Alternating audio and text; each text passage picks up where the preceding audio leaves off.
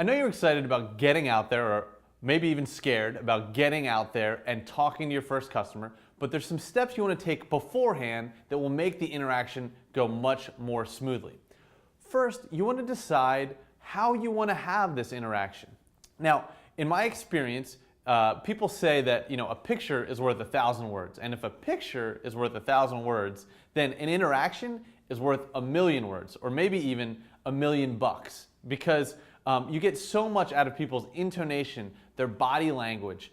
Research actually shows that up to 80% of communication is nonverbal. And for that reason, I want to give you what I call Ryan's hierarchy of customer advice interactions.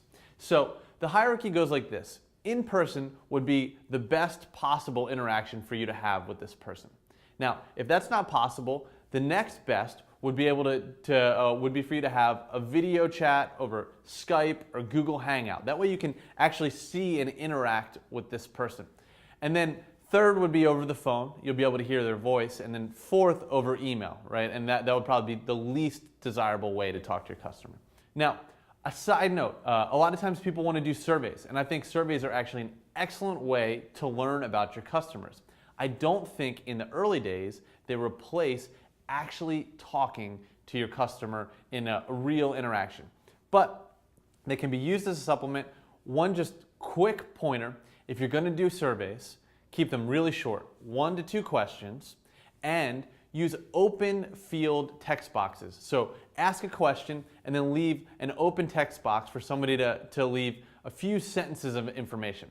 This does something really helpful. Instead of answering a yes or no question, your potential customer then can write in words and kind of direct the conversation. And really, this first interaction about asking advice from your customer is learning what your customer needs and wants. And so you want them to be able to kind of direct the flow of conversation.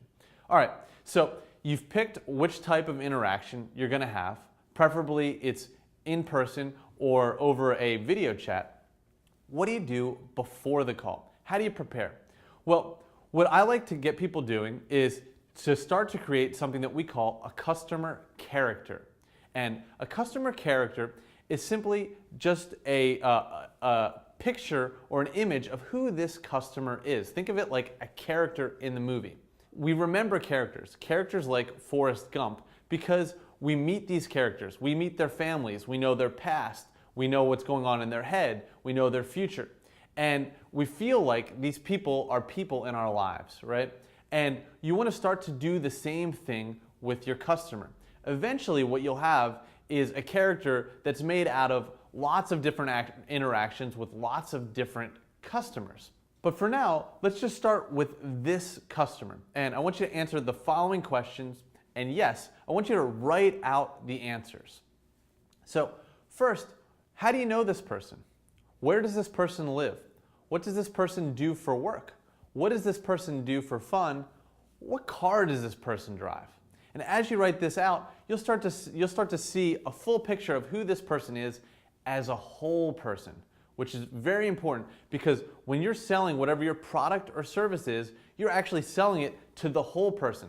You're not just selling them on what they might buy from you. If you go through this exercise and list out who this person is, you're going to really understand this person, and whatever offering that you're going to present to them is going to be tailor fit for them. So before the call, answer these questions and just think on these questions. One thing that I want to make sure is clear before you go and reach out to your first potential customers is you really want to target the right potential customers. Now, when I was starting the 60-day MBA, I knew that we were going to be helping people get businesses off their ground. So I went to people who I knew kind of had been thinking about or discussing with me about getting businesses off the ground. And I think it's absolutely fine to start with friends, but don't just end with friends. As you speak to those friends, ask if they have other friends or know other people who might have the same interests. And that way you're talking to people who are not just 1 degree of separation away from you, but sometimes 2 and 3 degrees of separation away from you. So as you're targeting your initial customers, keep that in mind. So now that you know what questions to ask yourself before going into this meeting with your potential customer, In the next video, we're going to talk about what to do during that meeting.